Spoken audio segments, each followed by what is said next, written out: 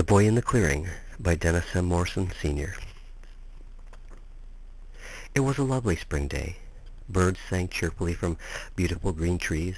The sky, pastel blue, was without a cloud to blemish the seemingly perfect morning. It was the sort of a day when nothing in the world should be wrong. However, for J. Hester, things appeared as if they would never be anything but wrong. He sat on a moss-covered mound in the woods, a secluded spot not often tread by hikers or bikers.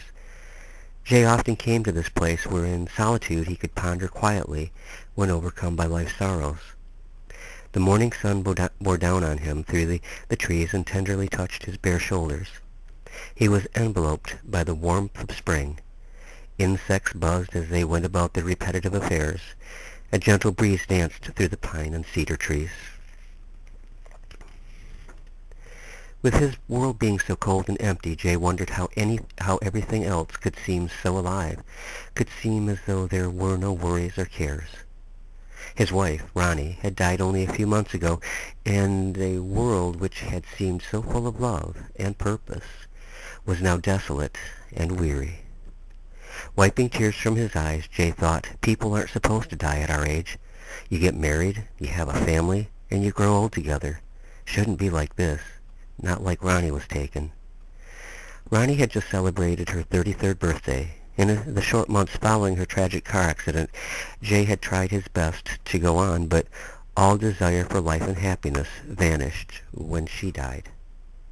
He bowed his head into folded arms which held his knees up tight to his chest. Great sobs came from deep within. They came and there was no controlling them. And in the loneliness of this woodland haven, he found the only sanctuary where he could let these emotions come out. So deeply was Jay into the grief and sorrow of his loss that he did not notice a young boy standing nearby on the path. In fact, when the youth finally spoke, Jay was quite startled. "Hey, mister, you all right?"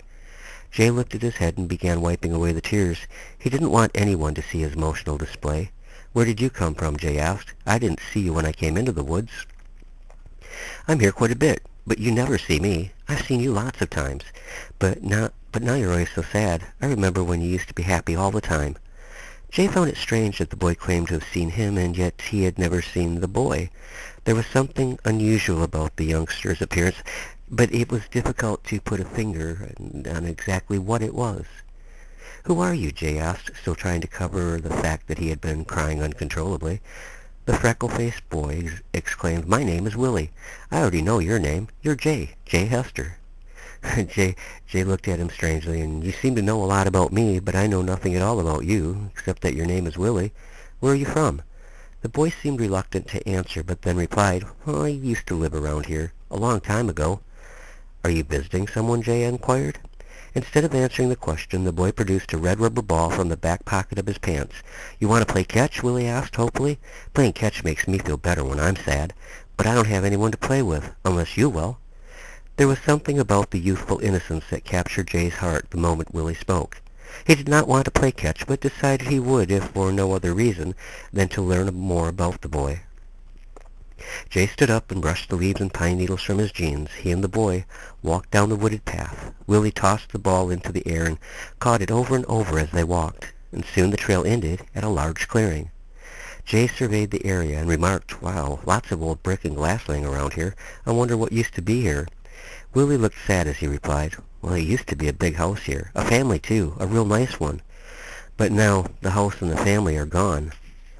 Jay scratched his forehead. "Willie, if there was a house here, it would have had to been a very long time ago. How would you know about it, or the people that lived there?" Without answering, Willie dashed to the other side of the clearing, turned and pitched the ball to Jay. Jay jumped up, caught it, and gave the ball a swift return pitch to Willie. They played together in this manner for well over an hour, laughing, having fun, forgetting, though only briefly, about all the sorrow which surrounded their worlds. Jay sat down on the tall grass and laid back after a while. He was hot from the activity, and the breeze felt cool and refreshing as it blew gently across his bare chest. Willie walked over, looked down at him for a moment, and then lay down next to him. He poked a blade of grass into his mouth and then put his hands folded behind his head. Then the boy said, "Now that was fun." "Yeah, it was indeed. We'll have to do it again sometime. That is, if you are going to be in the area for a while." Willie replied, "Oh, I won't be leaving. Well, not yet. so we can play again soon. I don't have anyone to play with, and I get pretty bored sometimes." Now, Jay found that surprising. "There are all sorts of kids around here. Why don't you play with them?" "Can't," Willie said firmly. He stared at Jay for a long moment. "What are you looking at, Willie? Something wrong?" "No, but boy, you have a lot of hair on your chest. My dad did, too. I hope I do someday, too." Then, with a devilish grin on his face, the boy reached over and grabbed a handful of hair and jerked. Jay yelled out in pain, "That hurt! What the hell did you do that for?" Willie laid there laughing fit to burst and holding on to his stomach. And after recovering from the pain and shock, Jay began laughing too. Soon they settled down. The only sounds for a long time were the birds singing. "Do you like to camp out, Jay?" Willie asked. "Yeah, I sure do. I'm thinking about camping here in these woods tonight." "Wow, I wish I could. Can I? Can I camp out with you, Jay?" And Jay thought for a moment, and then he replied, "Well, if you take me to meet your dad and mom, and if they say it's all right, then sure, that'd be kind of fun." Willie shot back quickly, "I can't take you there, but they wouldn't care. Really, they wouldn't." Jay shook his head. "Sorry, little buddy, I can't have you camp out with me unless your folks give you permission." Willie stood up with a sort of angry look on his innocent face. "Okay then, I gotta go, but I'll see you back here soon. Sure wish I could camp out with you, though. That'd be a lot of fun." Willie walked off down the path and was soon lost among the pine and cedars. Jay remained there for a while thinking about the boy. He could not have been much more than 10 or 11. Jay and Ronnie had wanted so badly to have a son, and it just never happened. Willie made Jay wish even more that they would have been so blessed. In just a few hours he and Willie had been together. Jay had laughed again, something he had not done since Ronnie's death. In fact, merely thinking about that small freckled face made him smile. The late afternoon sun hung in the sky, obscured only slightly by a wispy haze. As the day progressed, it had become unseasonably hot and humid. Jay went home to eat lunch, and then he gathered his sleeping bag, knapsack, and some canned goods, and then headed back to the clearing. Once there, he busied himself preparing the camping area, gathering rocks to build a hearth for the campfire, and gathering a good stock of dried wood. He laid out his sleeping bag on a mat of brown pine needles under a tall spruce tree. Jay found himself wishing that Willie would return, but doubted that the boy's parents would allow it. Around supper time, the solitary camper lit a small fire and placed a kettle over it. He decided pork and beans with some diced-up Spam would do nicely. He took a tin plate and fork from the knapsack and then reached into the cooler for a Diet Coke. On the chance that the boy might show up, Jay had brought 2 of everything. One thing that struck Jay was the underlying sadness that was deep in Willie's eyes. He could sense hurt in the young boy. Maybe, he thought, if Willie comes back, I can find out what the source of that pain is. It was faint at first, and in fact Jay was unsure, but he thought that he heard singing from a distance down the path. As the song got louder, he recognized that it was Willie singing. A smile came to his face at the thought of his young friend's arrival. The song was a curious old melody, not one that you'd hear many kids singing today. Probably learned it from his grandparents, Jay thought. Soon Willie came into sight, carrying a roll of blankets. Walking up to Jay, he said with a smile, "Howdy, partner." "How you doing, little buddy?" Jay replied. "So did your mom and dad say that you could camp out here tonight with me?" He waited for a reply, but none came. "Willie, you did tell them, didn't you?" Arms folded in a sign of defiance, he replied, "Nope, it's a free country. I can camp out any place I want, and this right here is as good place as any. Not my fault if you just happen to be here, too." Jay gave a chuckle. "Well, I suppose you're right about that. I was just going to eat. You want some food?" "Sure," Willie exclaimed. "Dad always said everything tastes better over a campfire." Jay reached into his knapsack and took out an extra plate that he had brought along. "Well, what do you know?" Willie exclaimed with a knowing expression. "How come you brought extra eatin' stuff? Were you maybe expecting company?" Jay shrugged his shoulders. "Well, I kind of expected you'd be back." "You mean you were hoping I'd be back?" All right, Willie, I was hoping you'd be back." Jay dished up their food, and the 2 new friends sat by the campfire eating their supper. There was small talk and quite a bit of joking, but Jay was still unsuccessful in finding out more about where Willie was from. "That sure was good," Willie remarked, rubbing his stomach, indicating that he'd had enough. "Boy, it got hot today, didn't it, Jay? Did you know there's a pond over there through the woods?" "Yeah, I do. I used to walk over there with Ronnie and watch the herons." "Yeah, she was really a nice lady," Willie replied. Again Jay felt a strange sensation. "How would you know what she was like, Willie?" The boy ignored his question and said, "Me and my brothers used to skinny dip over there. I haven't done that in a long time. I got a great idea. Why don't you and I take a swim and cool off?" "No, that sounds like a good idea," Jay said, "but I didn't bring any trunks." Come on, boys don't need swimsuits. I'm going, come on. Willie jumped up and began running in the direction of the pond. Jay followed, yelling out, "Hey, little buddy, how about some fishing instead?" Willie came to a quick stop in his tracks and turned with a big smile on his face and exclaimed, "Now you're talking, old pal. We'll fish, then take a swim." Jay picked up the fishing poles and box of worms that he had brought and made his way to the pond. Strong emotions of sadness overtook him there. He had not been to the pond since Ronnie had died. In fact, they often came to the pond together. Going places where they had shared special times was difficult for Jay, but then such places were all around him every day, and the pain never seemed to lessen, well, that is, until he met Willie. Jay sat down and began to bait a hook for the boy. Willie looked concerned as he sensed the hurt his friend was feeling. "It'll be all right, Jay. I'll bet she knows that you're here right now." Jay handed the boy a pole and then got one ready for himself. "I think she would be happy that we were here together," Jay said. "Did you ever fish here?" the boy asked. "No, but even if I don't have any luck, it'll be fun trying. I used to fish with my dad on this river, but we haven't done that in a long time. He used to say there weren't any fish worth catching in this pond, but I don't think he ever tried." After an hour of nothing but mosquito bites, Willie jumped up and began taking his clothes off. The sun was now low in the sky, and darkness was encroaching on the woods. "I'm going for a swim," the boy announced. "You coming in, Jay?" The boy stood there naked, testing the temperature of the water with his toe. It was a classic scene, like something Norman Rockwell might have painted for a Saturday Evening Post cover. "Water's just right, Willie," and Willie dove in and began swimming and splashing, diving under the water. His soaked head bobbed back up, and with Willie wearing a grin on his face. "Come on, Jay, what's the matter? You a bashful boy?" he teased. Jay let out a loud laugh at that remark, and in a few moments he too was in the water having just as much fun. The boy snuck up behind Jay, grabbed him by the shoulders, and taking Jay by surprise, dunked him under the water. Darkness had descended over the pond and surrounding woods. The crickets and frogs were putting on their earthy nighttime concert. They got out of the water and headed back to the campsite. The fire had died down, so Willie threw some more wood on it. Jay picked up Willie's bedroll and laid it on the opposite side of the hearth. "You should be comfortable right here for the night. If it gets cool, the fire will keep you plenty warm." Willie gave a frown, went over, grabbed his blankets, and pulled them over next to Jay's sleeping bag. "I don't like the dark all that much," the boy said. "I'll sleep right here by you." Jay crawled into his sleeping bag as the boy wrapped up in his blankets. Willie sat up and looked at Jay like he was expecting something. "What is it, Willie? What do you want?" "Your arm," he said. "Lay it under my neck. Then I'll feel safe. Not that I'm scared, mind you." Jay put his arm down, and Willie laid back. He thought, "Acts like no one ever gives him any attention. If he was Ronnie's and mine, he would never want for love and attention." They talked a long time as they laid there in the darkness of the woods. The campfire cast hypnotic dancing reflections over the area closely surrounding them. "Jay," Willie whispered. "Yeah?" "I haven't seen my dad in so long. I miss him a lot. Could you be my stand-in dad till I get to see him again?" Jay's heart felt warmth, felt like it was beginning to come back to life after being crushed by the recent events. "I'd be very proud to be your dad. But why haven't you seen him? Are your parents divorced?" Willie took hold of Jay's hand and held it close to his face. "I don't want to talk about it. But you know what?"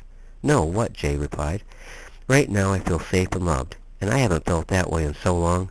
Thank you, Jay. Thank you, Dad." Willie quickly became silent. His breathing became heavy as he fell to sleep. But Jay didn't fall to sleep as easily. He laid there wondering what Willie's family must be like. The boy was obviously kind-hearted and loving. He was someone who deserved all the love a family could give to him. Yet here he was, clinging to the arm of a virtual stranger, a stranger who had come to love him very much in just one day. Jay fell asleep, staring at the innocent, freckled face. They had only been sleeping a couple hours, and Willie began to moan. Jay was startled by the boy's movements, and he sat up straight. "Dad, Mom, where are you? Help me! It's so hot, I can't see anything. The smoke is burning my eyes. Help me!" the boy cried out in anguish. Willie was coughing and screaming out as if in pain. He yelled out again, "Please help me, Dad! Mom! The flames are coming closer, and they hurt so bad." Willie was sobbing convulsively, and then sat bolt up, wide awake and wide-eyed with terror. Jay put his arms tightly around the boy and tried his best to calm his fears. "It's all right, son. It's only a very bad dream. You're awake now. I won't let anything hurt you." Willie clung tightly to Jay. "It was real. It happened, and I died in the fire, and it hurt so bad all over, Jay." The boy buried his face in Jay's chest and sobbed. Jay stroked the light brown hair and gently rocked him. "It wasn't real, Willie. You were just dreaming. You're safe now. You're safe with me." The warm morning sun was bright and cheery. Willie sat up and rubbed the sleep from his eyes. "You hungry, kid?" Jay asked. "I've got chocolate-covered donuts in my knapsack." Willie sauntered over and got out the sweet treats. He gave Jay 2 and kept 2 for himself. Munching his breakfast, he said, "I'm sorry about last night, Jay." "Don't be, Willie. You had a bad nightmare is all. I'm glad I was there to make you feel safe." And the boy replied, "And you do make me feel safe, Dad, but it wasn't a dream. That's how it happened. That's how the house that used to be here in the clearing was destroyed, and I was in it."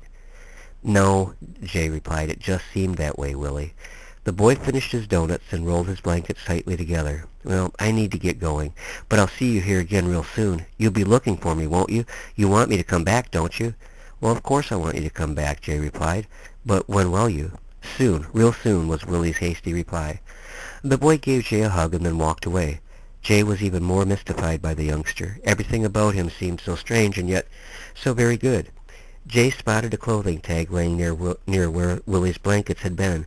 He reached out, picked it up, and read, "Collins Mercantile, Small Lake, Michigan." Again befuddled, Jay scratched his head. He lived at Small Lake, only a 10-mile drive from the clearing. He had lived there all his life. Still he had never heard of the Collins Mercantile. Stuffing the tag into his pocket, he began to gather the camping things together. He wondered if the tag was somehow a clue to Willie's true identity. That afternoon in town, Jay stopped at Cromwell's Hardware. Old Craig Cromwell had lived in these parts probably longer than anyone else still around. As Jay walked in, Mr. Cromwell, bent with rheumatoid arthritis, was restocking a back shelf. The elderly man looked up, with a bit of surprise on his wizened features. "Well, Jay, how do, son? I haven't seen you in here in a long spell. What can I do for you?" "I'm looking for some information today, Mr. Cromwell." "Well, let's have it. What do you need to know?" Then Jay said, "Do you remember there ever being a Collins Mercantile here at Small Lake?" "Well, I sure do," he replied. "I worked there for a while when I was a boy. That old Mr. Collins sure was a fine Christian man. Well, you know, the grandson and his kids still live out in the old Collins place on the island. Now, let me see. The store was here around about, 1910 till it was tore down in 1943. Does that help, Jay?" "Well, it only makes the mystery a bit deeper," Jay then asked as an afterthought. "You ever hear of a boy in these parts named Willie?" Can't say as I have. Now, when I was a youngster back in the Depression days, I had myself a friend named Willie Arnst. That sure was a tragedy. I'll never forget it." "Why? What happened?" Jay asked with great interest. "You know that clearing out there in the woods on Chain Swamp Road?" "Sure do." "Well, Willie and his family lived out there. I used to stay over a lot. They had a fine red brick home, and it burned down one night. In fact, I was supposed to stay there that night, but Mr. Collins took real sick, and I had to mind the store for him. The entire family escaped except for my best friend Willie. He died in the fire that night." A chill ran down Jay's spine as the elderly man continued. "The family mourned the loss for a long time, and were so upset they finally up and moved from these parts to start over anew. Think they ended up in Maine, Bangor, Cowansport, or somewhere thereabout. Rumor has it the boy was buried right out there on the home site. Yep, I missed Willie an awful lot. One of the finest friends I ever did have." "Well, thanks, Mr. Cromwell. I appreciate your help." Jay left the store, and while walking back to his car, he wondered, could that Willie and the boy be the same? Nah, it sounds too incredible to be true, but still. In his dark heart, Jay already knew the answer to the question. It was difficult to accept something of that sort. It was weird and more than a little eerie. He knew this boy Willie was indeed the Willie Arnst that died in the fire so long ago. Jay did not return to the clearing that night. He worked his shift at the plastics factory, where he was an assistant manager, and then got a bit of rest the next morning. Later, Jay headed back out to the clearing on Chain Swamp Road. He hoped Willie would be there, and he hoped to finally settle the mystery once and for all in his mind. There was another car on the property when Jay arrived. He was surprised to see a real estate agent posting the property. Jay approached the chubby agent. "Well, how you doing? Property going up for sale?" With sarcasm, the agent replied, "No, I'm putting up the sign as a practical joke. Pretty funny, huh?" "Well, what's the asking price?" Jay inquired. When the agent saw that there was a real interest, he changed his tone a bit. "Well, there's 12 acres here. Nice little pond to boot. Only looking at $15,000. Can't beat the price." "Maybe not," Jay replied thoughtfully. "Come into the office tomorrow and make an offer. The seller might take less. You never know." "I might do that. What time will you be there?" The agent replied, "Till, around 10. I'll be there about 9:30 then." The agent left, and Jay walked back into the woods, passing the mound where he would often sit and think. He made his way on back to the clearing. Would Willie be there? He hoped so, but the boy wasn't. Jay poked around the bricks and broken glass. He picked up an old stopper-top bottle that was partially melted from the heat of the fire. Jay felt sad to realize that this was the place where a young boy named Willie had died a tragic death, a death that scarred a family to such an extent that they never fully recovered. "I knew you'd be here, Jay." Startled, Jay turned around. There was the freckled face smiling at him. The boy ran over and hugged him tightly. "I was hoping that you'd be here too, Willie. I have to talk to you. I need to ask you a few things. Here, let's sit down under that tree." They sat down, and Jay thought for a moment before he began. "Now, Willie, I want you to be honest with me, no matter how strange the truth might sound." "Okay, Dad. I'd never lie to you." "There was really a fire here once, Willie, a very long time ago, and I found out that a boy named Willie Arntz died in that blaze. Are you related to that boy?" He was thoughtful before answering. "Related? Well, no. I'm him. I'm the same Willie Arntz." "But how? That is impossible. That Willie has been dead for over 70 years now." "Oh, please don't be afraid of me, Jay." "I could never fear you, Willie. I've come to love you, son. I am Willie Arntz. I'm his spirit. I died in that fire that night, and I have been right here ever since. My family's all gone, but I'm here because I can't find them. I can't get to them." Jay put his arms around the boy, hugging him tightly. "I am so sorry, Willie. How lonely you must have become. You're the first friend I've had in all this time. Things are okay now because I have you. I wanted to talk to you so many times when you were sitting in these woods on my mound. See, that's where I'm buried. Dad and Mom couldn't afford to put me in a cemetery. Money was awfully hard to come by back then." "So how can I help?" Jay asked. "To be with my family again, I need to be dug up and buried proper. Can you help me with that, Jay? Can you?"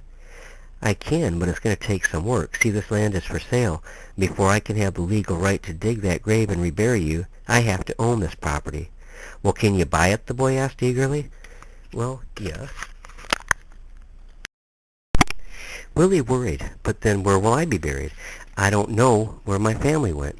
An idea suddenly came to Jay. "You know, my wife died." "Yeah, I watched lots of times here in the woods after that," Willie said. "You've been so sad I wanted to come to you, but I thought I'd scare you. She and I always wanted to have a son, but we couldn't. I know what Ronnie would make Ronnie and I both happy." "What?" the boy asked eagerly. "If I had you buried right where Ronnie is, and where I will be someday." Willie smiled at that. "Wow, that would be awesome, Dad. Then I'll get to see my family again, and I'll get to see Ronnie, my sort of adopted mom. I want to tell her how much I love you and how much you miss her." They both sat under the tree in tears. The unique bond formed between them and their loved ones was indeed an enigmatic one. They were both sad and happy at the same time. Jay was happy because he would be helping his young friend, but when finished he would be all alone again. That was something he would deal with down the line. For right now, he needed to be concerned with Willie and his eternal happiness. In the weeks that followed, Jay made an offer on the property, which was accepted. The title passed and the land became his. During those weeks, he and Willie were together as often as possible. The bond between them grew stronger with each get-together they had. They fished, they swam, they played catch, and did more talking than most father and sons do in a lifetime. The day Jay got the deed, he went back to the clearing and showed it to Willie. "This means it won't be much longer now," he announced to the boy. "I'll petition the court for your reburial, and then you'll be free to cross over, son." The boy gave a remorseful smile. "But what about you, Dad? I don't want to leave you alone.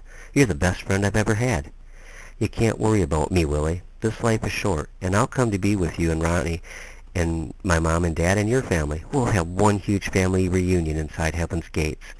Willie hugged Jay tightly. "That'll be something. We'll all be so happy then."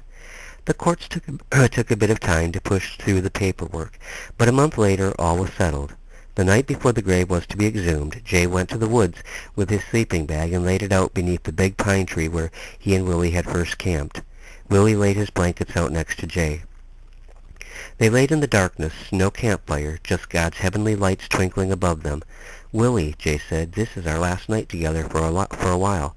I'll miss you and look forward to being with you again, though through you I've learned that love survives even death.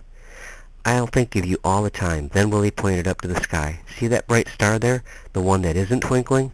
"Yeah, what about it, Willie?"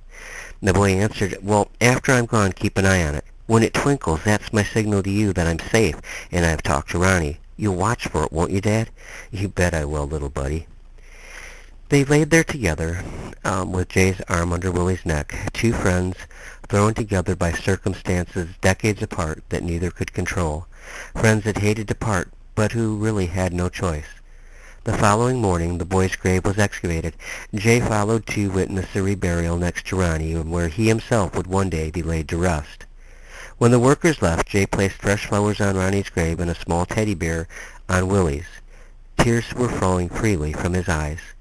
Why are you crying, Dad? What's wrong? Why are you so sad?" came the familiar voice of Willie.